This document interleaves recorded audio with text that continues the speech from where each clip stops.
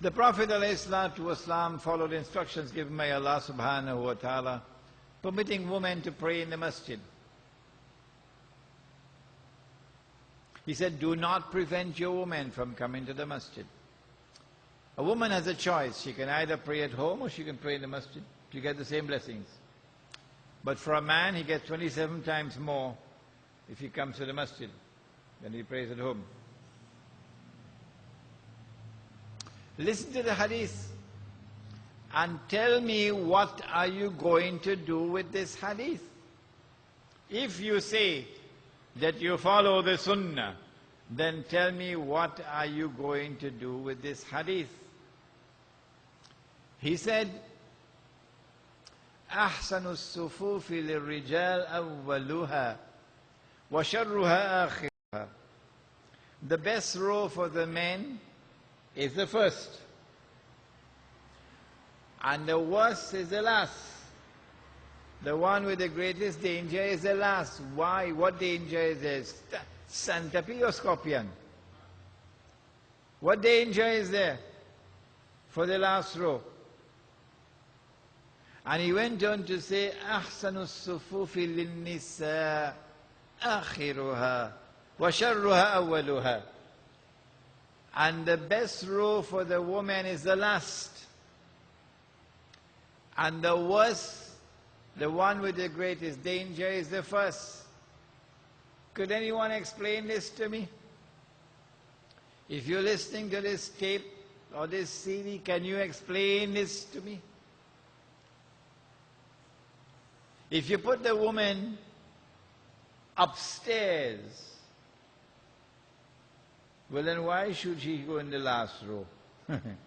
If you put the woman in an annex, well, then why should she go in the last row? If you put a partition between the men and the women, well, then why does she have to go to the last row? If you put up a partition, you should take this hadith and throw it in the garbage bin. Because the only way that this hadith makes sense, the only way that you can apply the sunnah of the Prophet ﷺ, the only way, whether you like it or whether you don't, whether you're comfortable with it or you are not, it is irrelevant. Islam doesn't come from you. Islam comes from Allah and His Messenger. And the worst place to change Islam is in the masjid. Because you change it in the masjid, when you go there, you ain't getting no water. He ain't going to give you no water. He's going to say you change your religion. The worst place to change the religion is in the house of Allah. What this hadith tells us is that men and women prayed in the same space. It matters not. It is irrelevant whether you like it or whether you don't like it. Whether you're comfortable or you're uncomfortable with it, because Islam may come from you.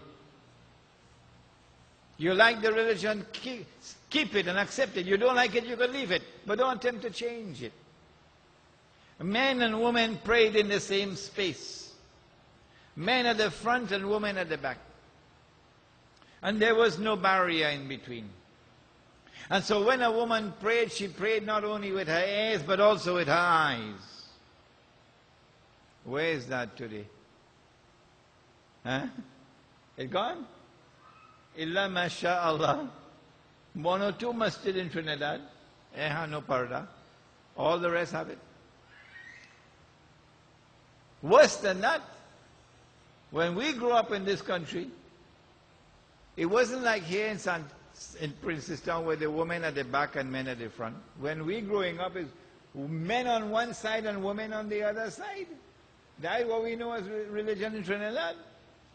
And you had a parda going down the road vertically, not that way. So the saf used to have men and women in the same saf. Yeah? Men and women used to be standing in the same saf in Trinidad for donkey years. And if the first row of the men had to go back a little bit, you had to tell the woman at the side to go back one step. You're shaking your head now. You recognize that we used to pray with men and women in the same row, with a parda in between. Yeah? That is the extent. That is the extent of the abandonment of the sunnah. And when you try to bring back the sunnah, you meet all kind of opposition. But inshallah, when we build the Muslim village, and we build the masjid in the Muslim village, there will be no parda between the men and women.